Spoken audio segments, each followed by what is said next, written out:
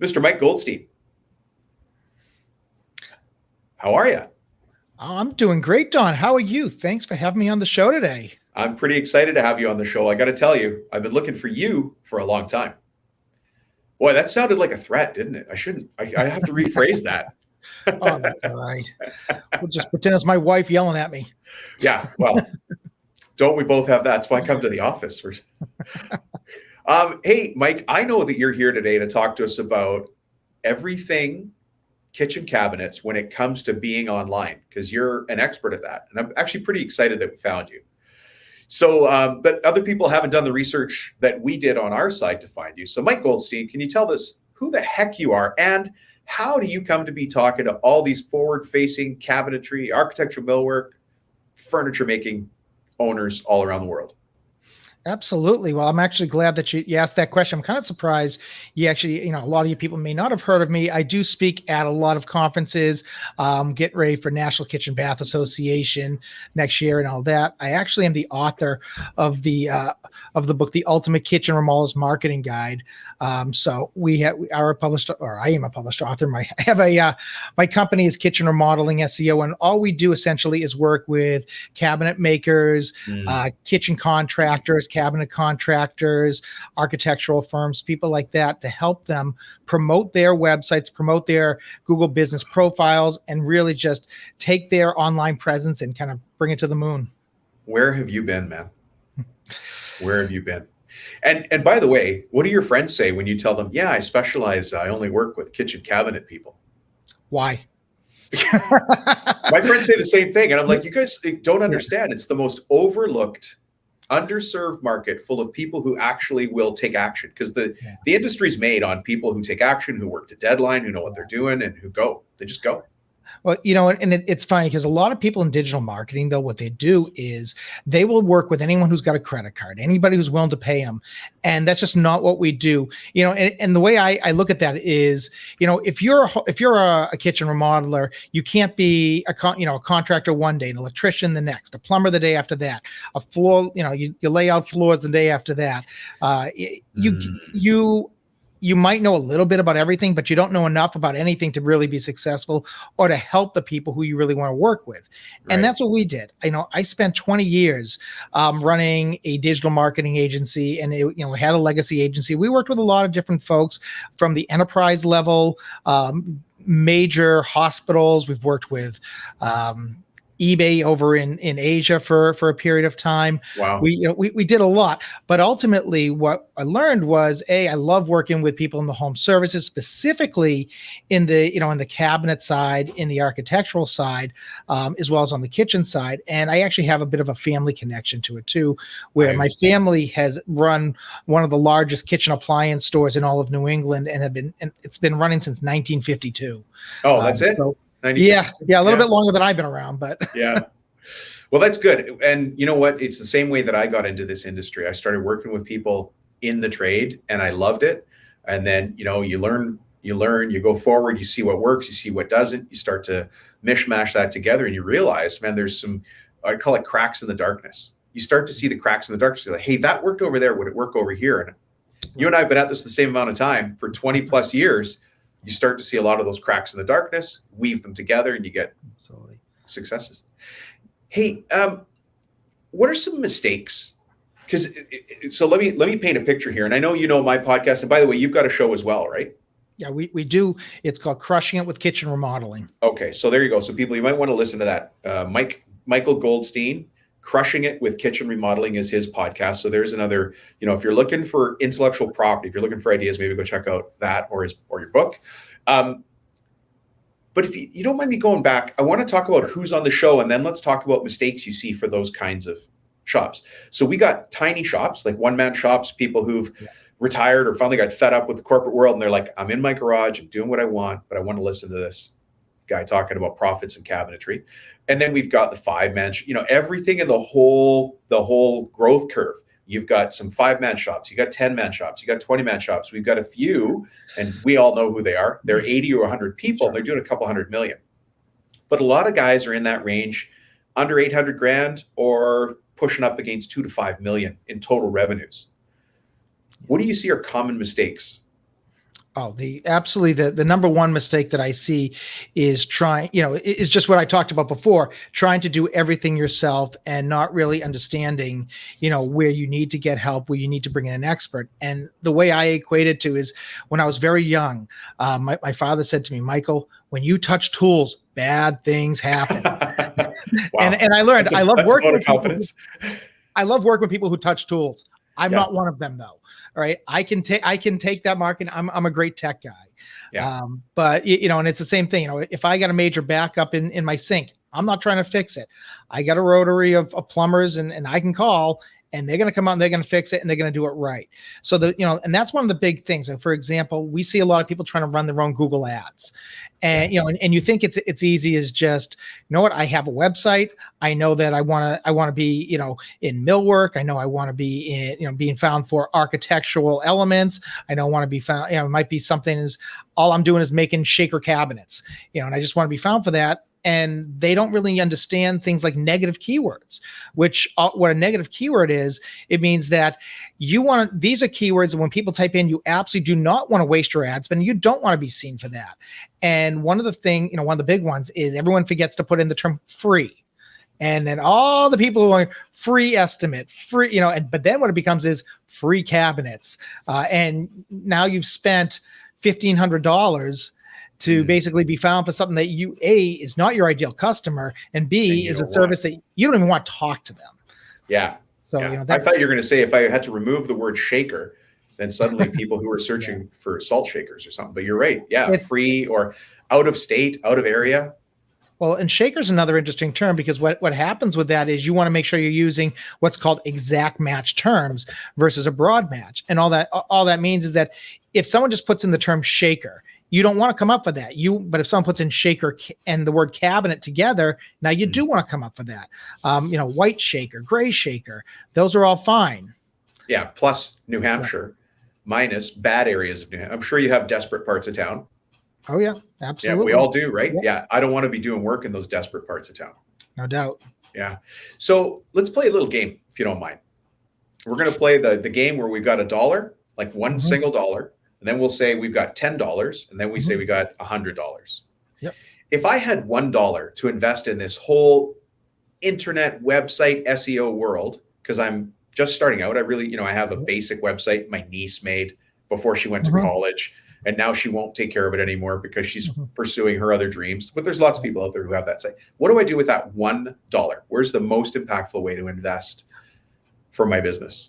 The $1, and that's tough. That's kind of a low end. I'm saying $1, Mike. Yeah, no, I understand. You've got you want to put nothing in, but if you're going to put just a tiny bit, where do I invest it?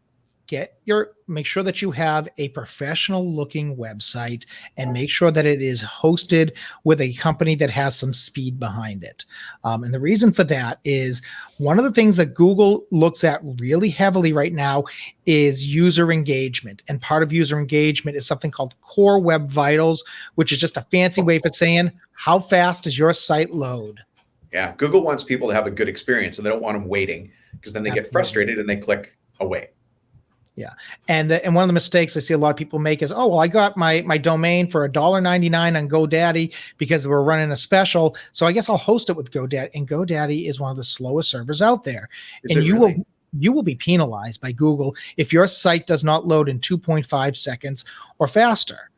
So one of the things I do with my company is I never charge people for hosting because, I'm just making a phone call and connecting them with a good host. But I always give them a couple choices, and I tell people, go to somebody like Bionic WP, go to SiteGround, go to these a little bit higher end hosting providers who are going to be able to support you so that your site will load in. You're not going to have downtime issues, which is also really, a big deal. Is the last thing you want, someone is searching, you got about a half a second to convince them to go to you, and they come to your site, and not only does it load slowly, it gets this big 404 error, page not found. Everybody. Yeah, that's scary. You want to get out of there fast. They'll never go back to you again.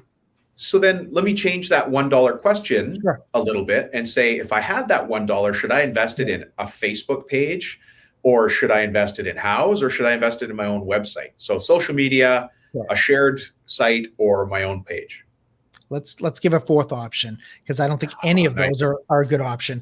The best option is to invest it in your Google business profile, which is the map Really? listing. So when someone types in, cabinet shop near me, 72% of people who are searching are going to click on one of those first three listings that come up in the map area. Mm-hmm. And now it used to be called Google GMB, Google My Business. They just rebranded it Google Business Profile, but it's the same thing. Yeah. And all you need to do is you go into google.com/business. You request to verify your business. They send you a postcard. Get the postcard. You get a little code on it. Because Google wants to verify that it is you who has that. And you fill out all the sections. That's another thing is you don't want to skimp on that. You don't want to just, well, here's my name, here's my address, here's my phone. Oh, off I go. There is an opportunity to talk about the products that you sell, the different lines of cabinets that you might have. There's an opportunity to talk about services versus products. You can upload images, and that's really key, because one of the things in local search is if you can geotag photos, meaning upload photos that have the latitude and longitude embedded. And guess what does that for us? iPhones, Androids. Right. They all do it. So rather than grabbing some stock photo, no, take a picture in your shop, post it onto Google My Business, and you're going to instantly get some notoriety from Google, and it's going to help your ranking. It's going to help you, come up there. So one of the things I see, and I guess I would be guilty of this as well, is some random Tuesday evening, I have some time and I think I'm going to go and put myself on what I used to call Google My Business. What'd you say it's called now? It's Google Business Profile. Google Business Profile. But I've got some time. So I start to fill out the profile, but I have to go get something. I have to go find something on another site. I never go back to it. And so I've got an incomplete X, whatever it is, right? It happens with all sorts of things. How often do you see that as a problem? People have started a bunch of things, but they never finished anything. And they got this kind of mess for the internet to find. I would say that if you're doing it yourself and you don't have someone who really knows the system, it's about 99% of the time. Just because there's a lot of different features that people just don't understand. And all you really got to do is go to a couple blogs, go to some videos. I mean, you'll figure out how to do it pretty easily, but it does take some work. There's a lot. I mean, perfect example is you're allowed to create what's called a Google site. No one's ever going to see the site, but you know who will see it? Google. And if you just put up a paragraph, you're not taking advantage of it. You can write 1,500 to 2,500 words of unique content. You don't need to go hire a professional author to do this. You know your business better than anybody else.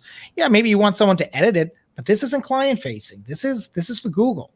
Mm-hmm. So write what the company's about. Then you take that content, you repurpose it, and by the way, you now have a blog post. Right.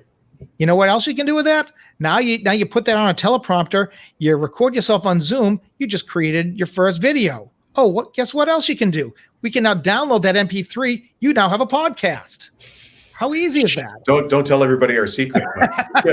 You're killing the golden goose. No, the repurposing of content is critically important. I think what we also see is the people listening to the show, they're running a business. Yeah. We have, and we talk about it on this show all the time, issues around time management, issues around people. I mean, Mike, you're in this industry like me. It's hard to find people. The schools are not churning out people who want to be in cabinetry. They're pushing them all to your industry. You should be in something computers, right? Yeah. We got time, we got team, so people, we got money issues. We've got trying to grow, trying to get the right clients, trying to collect on jobs, just trying to get stuff down to the CNC, or if you don't have one already, from sales into production.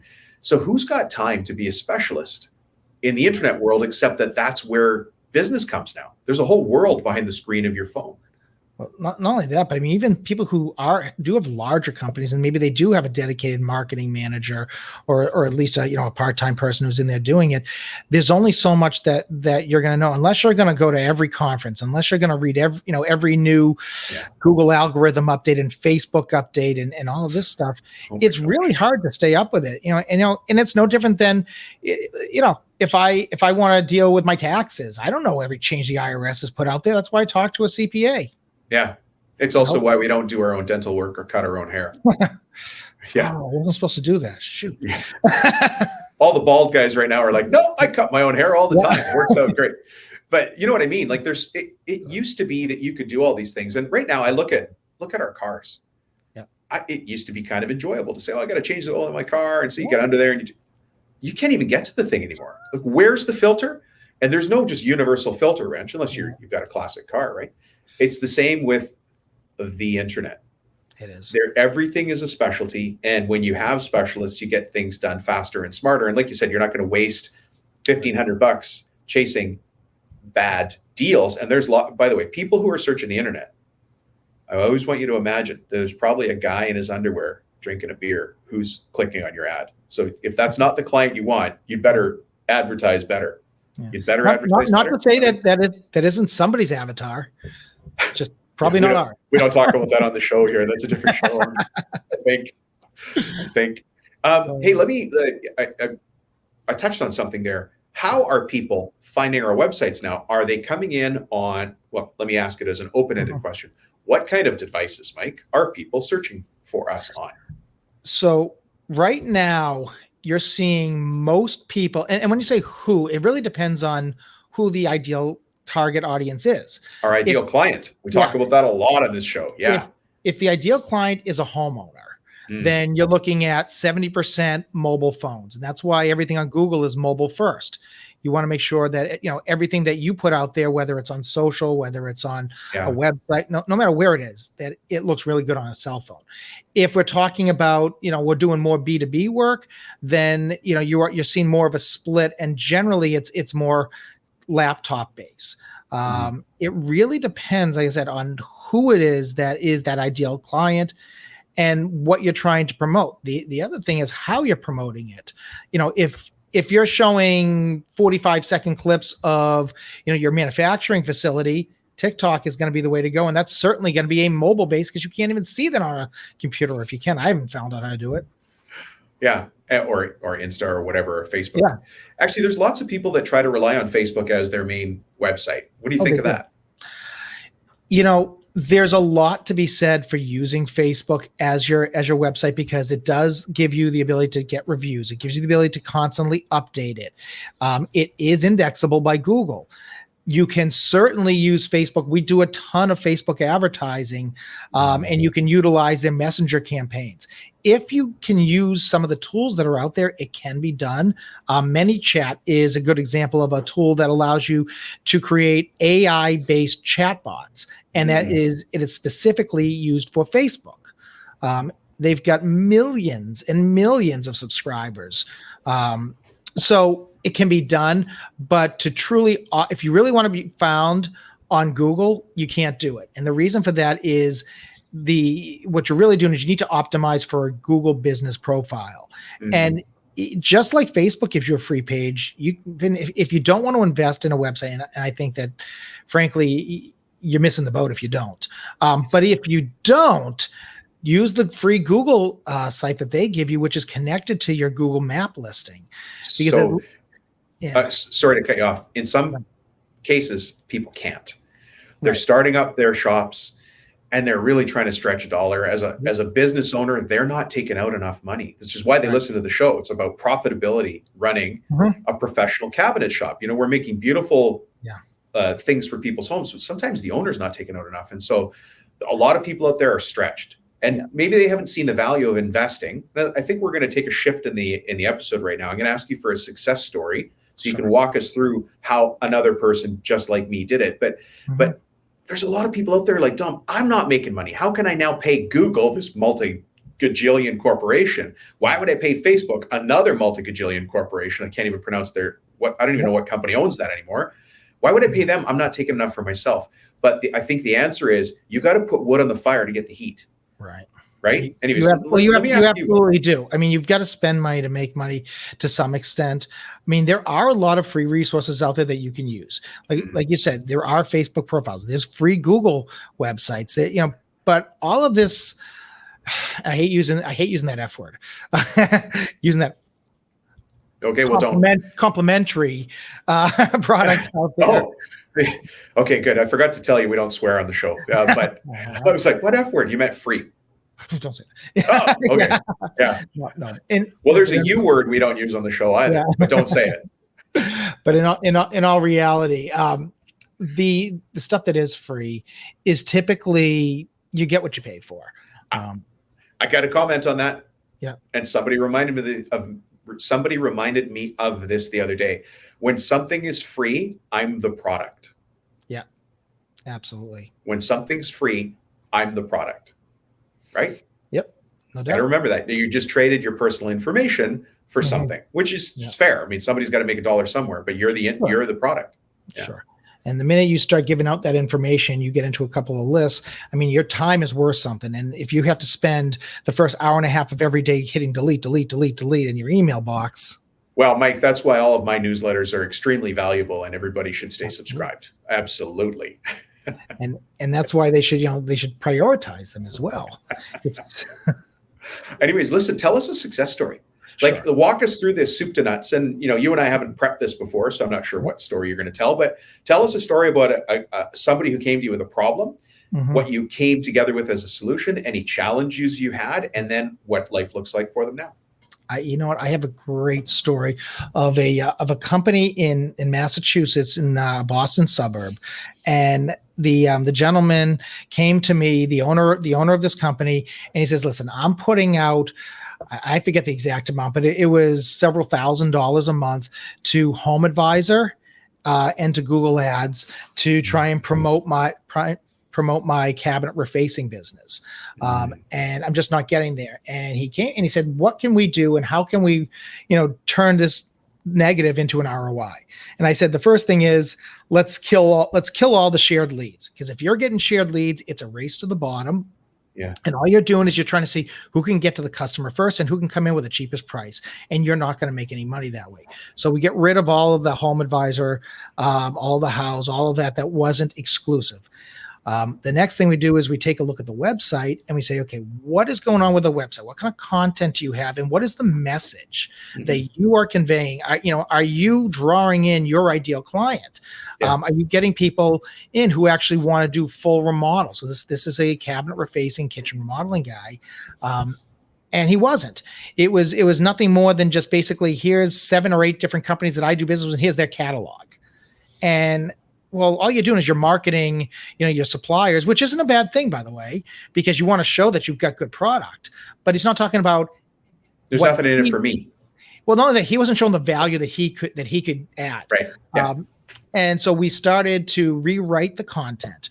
We started to build out press releases and build up his blog posts. We killed all the Google ads. Immediately. Really? Even because you sound like a big fan of Google ads, but you killed them all. We killed them all because here's the thing. With Google ads and with SEO, I kind of look at those as their duplicate. If you really know what you're doing and you can maximize your SEO and your local rankings in that map pack, the Google ads are just going to be duplicate. The only thing they're going to do is they're going to extend the proximity. So you might maybe 100 miles away from you, your SEO isn't working so well. And that's okay with me. I don't want to be doing work 100 miles away from me. And neither do any of my clients. The furthest any of my clients go out is 25 miles, maybe 35, because there's generally enough business within that area. So if you're ranking well, all the Google ad is going to do is just going to put the ad right on top of your organic listing, and only 30% of people actually click on Google ads. What I recommended was we use Facebook to build the brand. Because what the difference between Google ads and Facebook ads are, Google ads are pulling in proactive searches for a particular keyword. Facebook allows you to take an audience's online behavior, and based on their behavior, whether it is they liked a particular page, whether it is that they have a history of requesting information, whatever it might be, on top of all their demographics, their age, their gender, their location, all of that. It's amazing what they can do to split a population. It is. And then what we do is we created some really short videos. They were like 45 seconds each. It was basically TikTok before TikTok came out. About a year before TikTok came out, I took on this client, and what we would do is then we would retarget anybody who watched 15 seconds of any of his video or more. Then they would retarget that with more of a conversion ad. We weren't even trying to sell anything or this person's services in that first ad. All we're trying to do is gauge interest level and to establish the brand, because no one's going to go with you the first time they hear of you, but the more they see you, just like with radio, the more they hear you. Exactly. Consistency, value. And so we worked together for about 3 years. Now, mind you, this, and I'm not going to give out the name or the person's age, but no, don't. He was a little bit older at the time. He's now sitting in Miami Beach. He is retired. The business has been sold. Nice. And so where did you take it from and to? Where would, do an employee count or revenues if you can, and let's not share his name as you said, but what did he look like when we started and what did he look like after 3 years? What we were doing is initially, we were doing about 3 to 5K a month in profit. You can't sustain that, right? And that's the other reason I said, now the reason he was doing 3 to 5K, by the way, was because all that money going out to Home Advisor and all the money going to Google Ads. At the end of the day, 25K a month in profit. It's a one-man shop. Oh boy. And so he was spending 25K on those paid ad services? Well, no. What he was doing is he was spending about 5K on that, but we built the business up through the use of Facebook and retargeting, and through the use of Google it was at the time Google My Business Profile. And it's funny. I actually was doing a search in the Boston area for cabinet refacing the other day for a new potential client, because I don't have anybody in the area. We only work with one person in any one area. Yeah. And my old client, he's still ranking. I said, "Oh boy, I'm gonna have to actually beat myself." You're gonna have to outrank yourself. So, what did life look like when he sold the business? What did profit-wise, or a number of employees, or how did it look different? He went from himself. He had a crew of 3 people at the end. And again, this was after only 3 years, because he was really trying at the end just to set himself up so that he could sell the business and he could retire. Right. And Miami Beach now. He is doing a little bit down there, I understand. Every now and then, he picks, people refer him, and he picks up a project here or there. But I mean, the business is still going strong. It's under new ownership. But he's, So he turned it around. Sorry, Mike. Like, what does this company look like when he sold it? Is it still 3 people, or did he? Is he super profitable? I don't know exactly what happened with the business once he sold it, because he didn't sell the employees. I can tell you that. It was the name that he sold. That was what was so the IP is what was valuable to one of his competitors. They wanted his URL. They wanted his name. They wanted him gone is what they wanted. They wanted to take the piece of the market that you helped carve. Yep, exactly. Yeah. Yeah. So, we talk about that on this show as being buyable. Selling your business is one thing, but it's a very one-sided way to look at things. And so what we talk about on the show is, how do I make my company buyable? And there's people listening right now who said, Dom, I have no intention of selling. I love this business. I love what I'm doing. Well, no offense. Let's talk about me. The clock is ticking on Rubino. At some point, I ain't going to be here. And it's the same with everybody. And so who's going to take it over? If it's your kids, if it's your aunt, I don't care who, but they need to be able to take over something that's worth something. Otherwise, shut her down and sell it at auction, right? Yeah. So all of these things that you and I are talking about is how to make the business attractive, make it buyable, so that somebody wants to buy you. And that's, a big part of that comes to just getting the right systems and processes in place. And that's a big thing that, we're always promoting, is within the marketing aspect of it, is you need to systematize everything, because if you're gone tomorrow, if I'm gone tomorrow, what's going to happen to the business? Do you have something in place that you can replicate? And that's so huge. And I think that once you get those systems, you're creating a business, not a hobby you're getting paid for. Love it. Yeah. And I suppose that, and you've seen this with many business owners, but there's a certain calm that comes over somebody who says, we know we're going to get this many leads a month. We know that those leads are all for jobs we like doing, which I'll just say, let's say it's a $40,000 kitchen or $40,000 reno. It's a little low for a reno, but you know what I mean? Like it depends. But they're not getting they're not getting vanities. They're like, all we're getting is vanities. People are walking through saying, fix my cabinet doors. Like, it's killing us. Too much work for the return. I'll tell you, that's one of the big things that with every single one of my clients, we all start, with, we want to make sure that we're doing full remodels. We're not catering to the person who has, hey, I want a new cabinet in the bathroom. Well, that's great. Here's Home Depot's phone number. Because if all you want is one cabinet, it's going to cost me more money to come out there, do the measurements, give you the quote, go buy the product, come back. It's not worth it. Now, if you want a cabinet in your bathroom, do you also want a new backsplash? Do you want to convert the tub to a shower? Do we want to put a glass door on? Are we doing the whole soup to nuts? Because if we're not, that's probably not our ideal client. Yeah, and we shouldn't be paying for it online. We shouldn't be entertaining it with our estimator. We shouldn't be wasting our time. And really more important, Mike, I shouldn't be doing that estimate for too small a client. That's taking me away from taking my daughter to practice, my son to practice, hanging out with my wife, going to visit my parents. Those are the things that are really important. And those little jobs that are not our specialty just take us away from that. Yeah. Well, not only that, I'll tell you, one of my clients said something to be very, very smart. He said, I realized that I sell too much. And the problem was his prices were so affordable that he wasn't making money. He might have, he had $1.7 million in revenue. None of it was profit. I hate to hear that. And I hear it all the time. And if you are too busy, your prices are too low. Yeah, absolutely. Yeah, it's a shame. I know we have people saying we get every deal that comes through the door, Dom. Builders are dying to work with us. Well, let's look at that from a builder's perspective. They can't wait to give you a job because you're underpricing yourself or you're overpromising and they're going to hold you to it.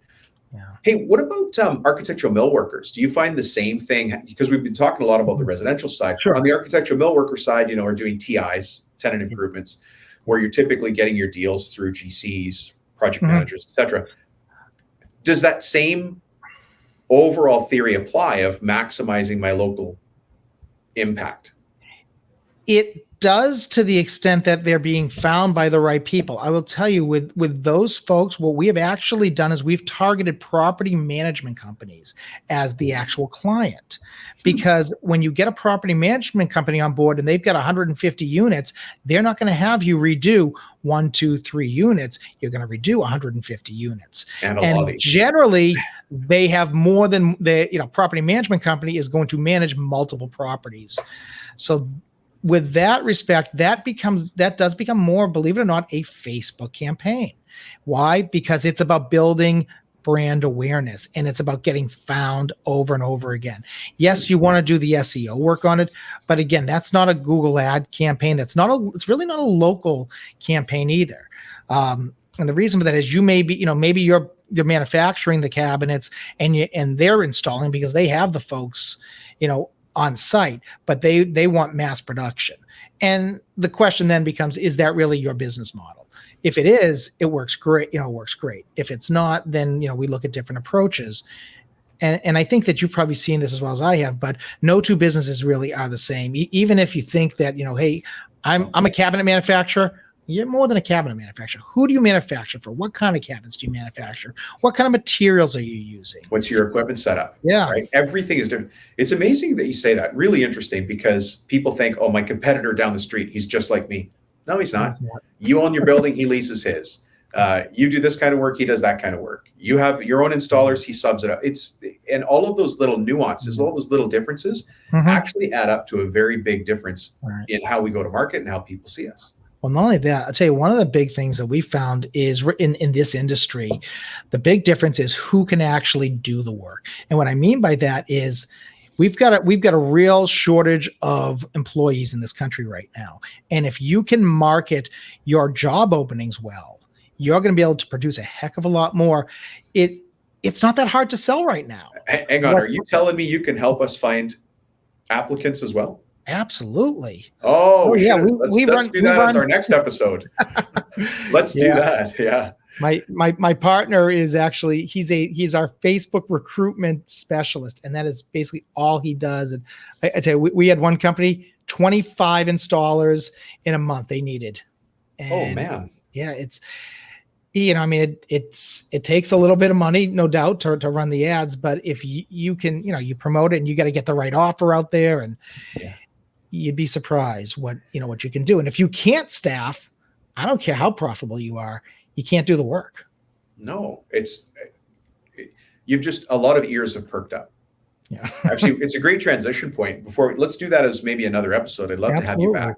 Sure. If somebody wants to find you in this big, wide world, I mean, we already talked about your podcast, but do us a favor, tell us all the places we can find you so that people can track you down. Absolutely. Well, first of all, I'm very omnipresent. That's what you should be too. Anyone who's listening, you want to be everywhere. But you can find us at www.kitchenremodeling.seo.com. You can find us at the podcast, Crushing It with Kitchen Remodeling. We're on Facebook. We're on Instagram, all of that. I can give us a call anytime at 339-645-9461. Shoot us an email. We love to talk to people, even if you're not looking for us, to help you with your marketing. We just love to talk with people in the industry. That's why we're members of the National Kitchen and Bath Association. That's why we're members of the National Home Remodeling Association, just because, we live and breathe the industry just like you do. Yeah. Yeah, that's fantastic. So there's lots of places to find you. You have a book. Where do we find the book? The book is on Amazon, and I don't know the link off the top of my head. No, but the title. Can you give us the title again? Yes, it is the ultimate kitchen remodeler's guide to internet marketing. There you go, folks. That's a ton of value, Mike. Thank you. This has been great, and really, we've been looking for you for a long time. Well, I appreciate the opportunity to share anything that and to help out anybody that I can. Yeah. Well, hopefully I get a chance to be on your podcast as well. And I think I've written down 4 different topics we might have you back for. Well, fantastic. Let's see if that happens. Yeah. I'd love to do it anytime. All right. Thanks, Mike. Have a great day. We'll talk to you soon. Thanks. All righty. Bye-bye.